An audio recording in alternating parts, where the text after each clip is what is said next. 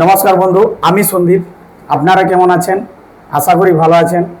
আপনারা দেখছেন আমার চ্যানেল জিএসএম টেকনিক্যাল সন্দীপ। আজকে আমি একটা বিশেষ ক্লাস আলোচনা করতে চলেছি। দেখুন, হয়তো এই ক্লাসটা বা এই সিকোয়েন্সটা আমি যেভাবে বোঝাতে চলেছি খুবই সহজ এবং সরলভাবে বোঝাতে চলেছি। তা অনেকে হয়তো এটা বুঝতে একটু অসুবিধা হবে, কিন্তু কোনো ব্যাপার নয়। আমি চেষ্টা করব সহজ করে এবং সরল করে বোঝানোর।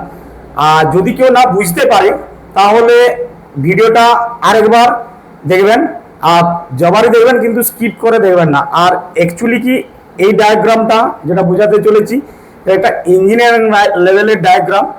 যারা অলরেডি কাজ করেন বা আইসি লেভেলের কিছু ধারণা আছে তাও তো অবশ্যই বুঝতে পারবেন। এবং কি আমাদের কাছে একটা সেট যখন আসে, কি ডেড সেট আসে, ডেড সেট আসার পরে কি হয়, মোবাইলটা হয়তো ডেড এলো, নর্মালভাবে ডেড, প্রথম অবস্থায় ডেড এলো। সেখানে আমরা তো জানি যে কিভাবে পিএস হোল্ড বা হয়তো পাওয়ার অন রিসেট চেক করে আমরা বলে দিই। কিন্তু কিছু সেট আছে জলে পড়া বা কোনো দোকানদারের কাছ থেকে রিটার্ন এসেছে, সেই এদিক ওদিক হিট দিয়েছে, রিভলভ করেছে বা আইসি বসে গেছে, এইরকম সেটের রিপেয়ারিং করতে আমাদের কাছে খুবই মানে জটিল পরিস্থিতির মধ্যে পড়তে হয়। তাহলে এই রকম একটা ডায়াগ্রামে যখন নলেজ থাকবে, স্টেপ বাই স্টেপ যদি তারা চেক করে, তাহলে অবশ্যই কিন্তু তার সাকসেসের জায়গায় পৌঁছাবে। তাহলে চলুন শুরু করা যাক আজকের ডায়াগ্রাম। কি করে আমি বোঝাতে চলেছি কিভাবে সিকোয়েন্স পারপাস কাজ করে, চলুন।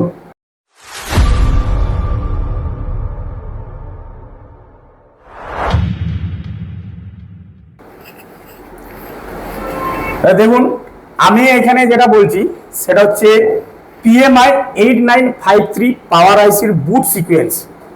আশা করি পাওয়ার আইসির বুট সিকোয়েন্স যদি একটা আইসি সম্পর্কে জানা যায়, তাহলে আশা করি সমস্ত আইসির বুট সিকোয়েন্সটি একই রকম হবে। কিছু মডিফাই আছে, নামের কিছু চেঞ্জিং আছে, সেটা কিন্তু একটা আইসি ভালো করে বুঝতে পারলে অপরটা বুঝতে পারবে। তাহলে দেখুন,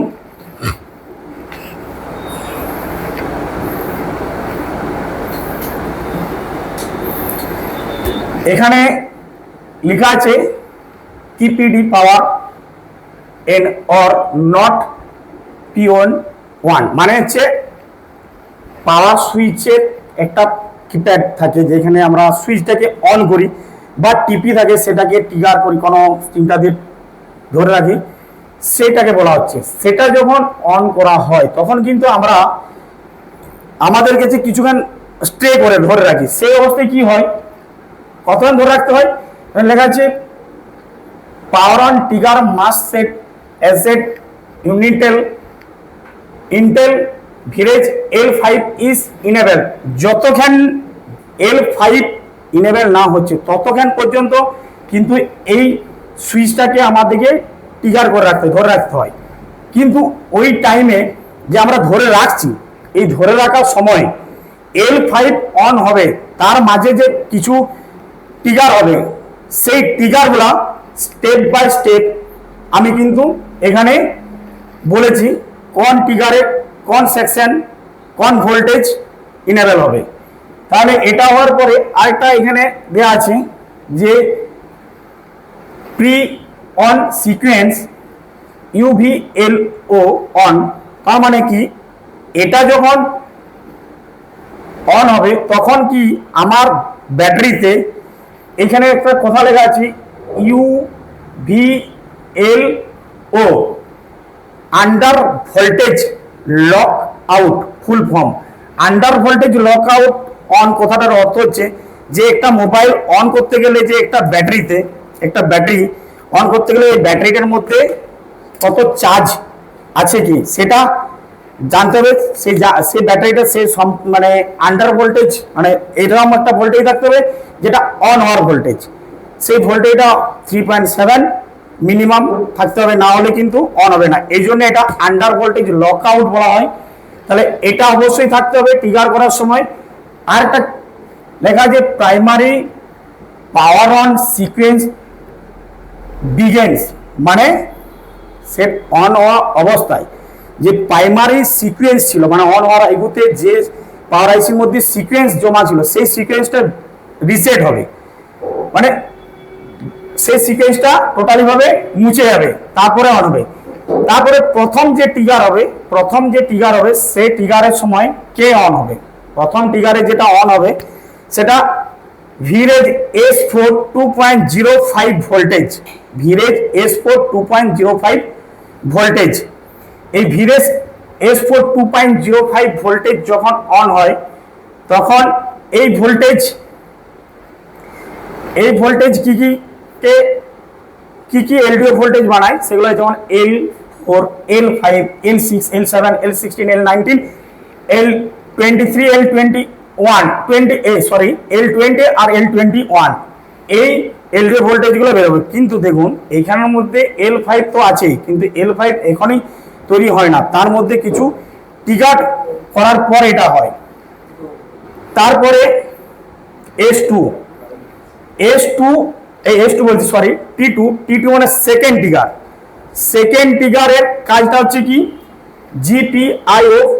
জিপিআইও যেটা হচ্ছে আমাদের গ্লোবাল পাওয়ার ইনপুট আউটপুট, মানে আমাদের সেটের মধ্যে সমস্ত সেকশনের ভোল্টেজ ইনপুট আউটপুট যদি ঠিক রেডি থাকে, ইনপুট আউটপুট মানে ভিভ্যাট, sound, ringer, light, graphics, CPU সমস্ত, মানে মোবাইল অন হতে গেলে যে সমস্ত সেকশনগুলো, সমস্ত সেকশনের ইনপুট আউটপুট যদি রেডি থাকে তখন কিন্তু ট্রিগার 2 ওয়ার্কিং হবে। ট্রিগার 2 ওয়ার্কিং হওয়ার পরে ট্রিগার 3তে কি হচ্ছে, ভিরেজ S4 0.9 ভোল্টেজ, ভিরেজ S4 0.9 বা 0.8 ভোল্টেজ একটা সামথিং আছে, যা আমাদের সিপিইউ লাইনকে অ্যাক্টিভ করার জন্য যায়, যা ভিডিডি ম্যাক্স হিসাবে নামে পরিচিত। এই ভোল্টেজটা সিপিইউ কে এই ভোল্টেজটা যাচ্ছে। তারপরে ভিরেজ S2 0.8 ভোল্টেজ, এই ট্রিগার 4 S2 0.8 ভোল্টেজ, এটাও কিন্তু ভিডিডি CX সিপিইউ এর একটা ভোল্টেজ, এই ভোল্টেজটা কিন্তু এখান থেকে ট্রিগার হওয়ার পরে যায়। তারপরে ট্রিগার 5 ভিরেজ S5 and S6 দুটো প্যারালাল বক কয়েল আছে, যে দুটো বক কয়েলের অ্যাম্পিয়ারকে হাই করে সিপিইউ আইসি কে একটা ভোল্টেজ পাঠানো হয়, যে ভোল্টেজটা অ্যাপ্লিকেশন ভোল্টেজ হিসাবে কাজ করে। যে অ্যাপ্লিকেশন সিস্টেম আছে সেই অ্যাপটিকে বা অ্যাপ্লিকেশন কাজ করার জন্য হাই অ্যাম্পিয়ারের প্রয়োজন হয়, সেই জন্য ডবল বক কয়েলকে প্যারালাল লাগিয়ে সেম ভোল্টেজ এবং অ্যাম্পিয়ার ডবল করব, সেটাকে অ্যাপ্লিকেশন প্রসেসিং এর জন্য পাঠানো হয় ট্রিগার 5-এ। ট্রিগার 6-এ MPPI 1.2 ভোল্টেজ, এই ভোল্টেজটা কিন্তু সিপিইউ আইসি PX বা কিছু এলডিও ভোল্টেজকে অ্যাক্টিভ করার জন্য এই ভোল্টেজটা কিন্তু ট্রিগার হয়। তারপরে ভিরেজ L5, যেখানে আমি বলেছিলাম ভিরেজ L5, এখানে বলেছিলাম ভিরেজ L5 অ্যাক্টিভ হতে হবে, ইনেবল হতে হবে। তাহলে এখানে যেন ভিরেজ L5 1.8 ভোল্টেজটা, এই ভোল্টেজটা যখন আমার অ্যাক্টিভ হবে তখনই আমরা আমাদের ট্রিগারটাকে ছাড়ি। কারণ এই যে আমরা একটা মোবাইলকে অন করি, সঙ্গে সঙ্গে কি মোবাইলটা অন হয়, কিছুক্ষণ দেবে রাখতে হয়।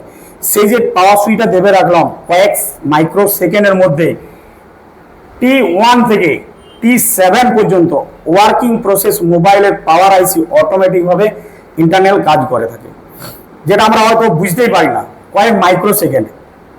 কারণ এতক্ষণ যেভাবে আমি বুঝালাম সেইভাবে যদি পাওয়ার আইসি তৈরি হয় তাহলে একটা সেট অন হতে মানে 2 দিন পেরিয়ে যাবে, ঠিক আছে। তাহলে এটা কয়েক মাইক্রো সেকেন্ডে হয়। তাহলে সেইভাবে T7 L5 ভিরেজ 1.8 ভোল্টেজ তৈরি হয়।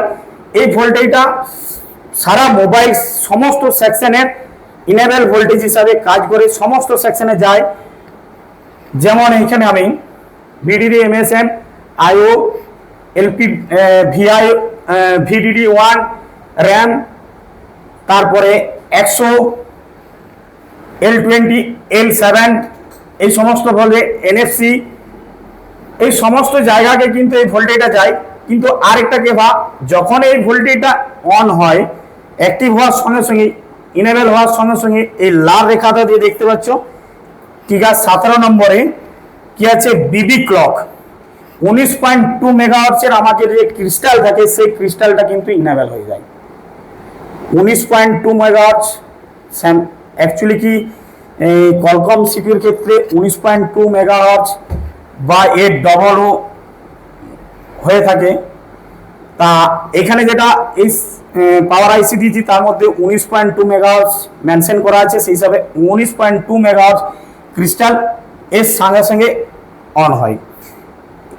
T17, কিন্তু তার মাঝে আরো কিছু কাজ আছে, যে ট্রিগারগুলো হচ্ছে বলছি L8, ভিরেজ L7 1.8 ভোল্টেজ, এটা তো 1.8 ভোল্টেজই যায়, কিন্তু ওই 1.8 ভোল্টেজটা আগের 1.8 ভোল্টেজের থেকে একটুকু আলাদা। কেন না, হ্যাঁ, T8 1.8 ভোল্টেজটা আগের 1.8 ভোল্টেজ থেকে একটু আলাদা, কারণ ওই ভোল্টেজটা হচ্ছে একটা ইনেবল ভোল্টেজ যা সমস্ত সেকশনকে অপারেটিং করে এবং মেইন ভোল্টেজ হিসাবে কাজ করে।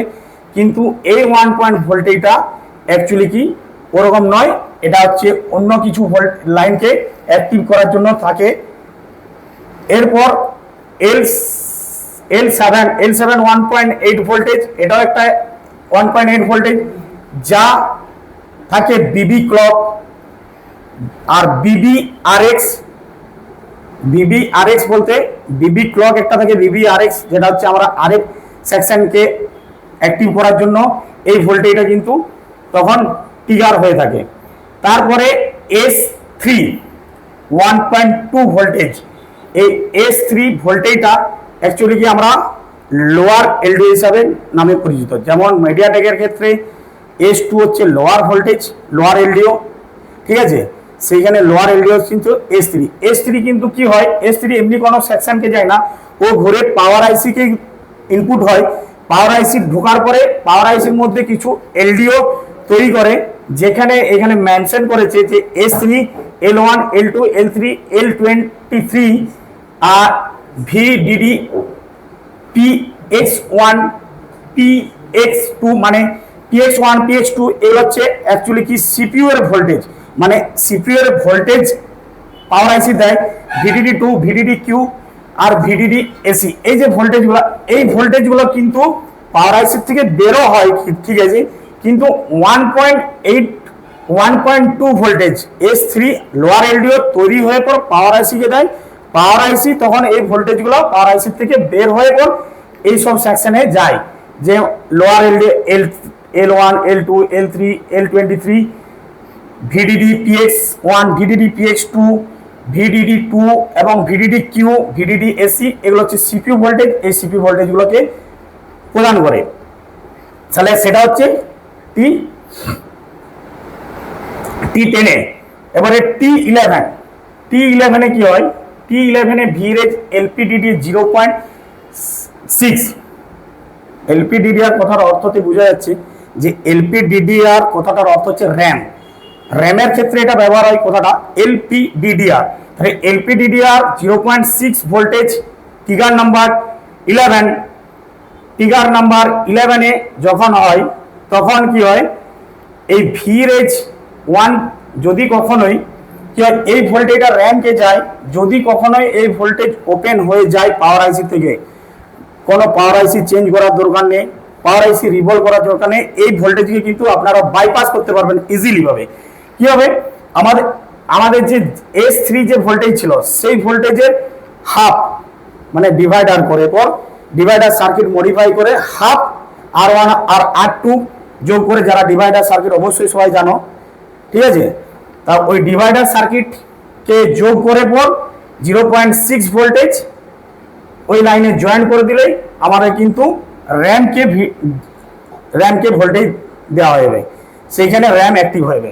তাহলে বোঝা গেল T11 এর পরে T20 T12 মানে T12 এর ক্ষেত্রে কি হয়, DXL PLL DDR LP, এই ভোল্টেজটাও কিন্তু অ্যাকচুয়ালি কি আমাদের সিপিইউ কে দেওয়া হয়, যা পিএলএল যে সেকশন থেকে সেই পিএলএল সেকশন সিপিইউ অন হয়।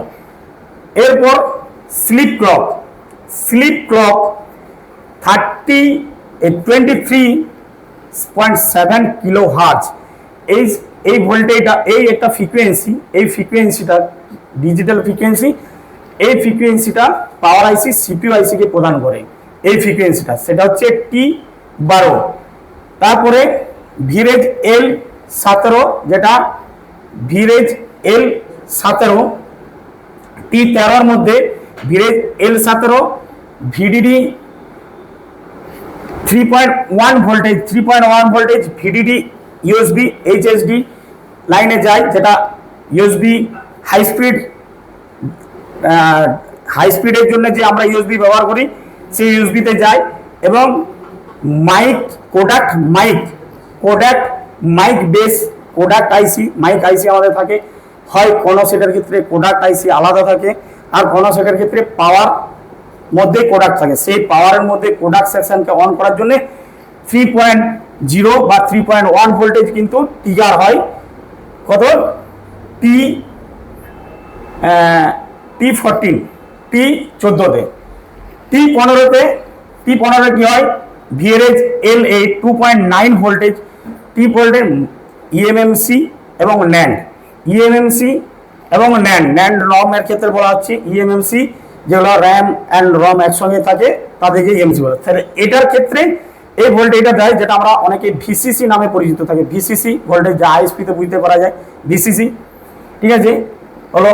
তারপরে ট্রিগার 16 এ ভিরেজ L12 2.9 ভোল্ট, এটাও হয়। এটা হচ্ছে ডিভিডিডি PX2XD মানে হচ্ছে সিপিইউ আইসির একটা ইন্টারনাল এসডি কার্ড থাকে, মেমোরি থাকে। সেই মেমোরিকে ইনেবল করার জন্য এই ভোল্টেজটা ট্রিগার হয় 2.95, সেটা আমরা 16 ট্রিগারে পাই। এরপরে L11 2.9 ভোল্টেজ, এটাও একটা ভোল্টেজ যা আমাদের মোবাইলের মধ্যে এসডি কার্ড লাগানো থাকে। এসডি কার্ড, এই এসডি কার্ডের ভিডিডি ভোল্টেজ হিসাবে ওয়ার্কিং করে। এরপর যেটা হচ্ছে বিবি ক্লক, যেটা আমরা একটু আগে বললাম,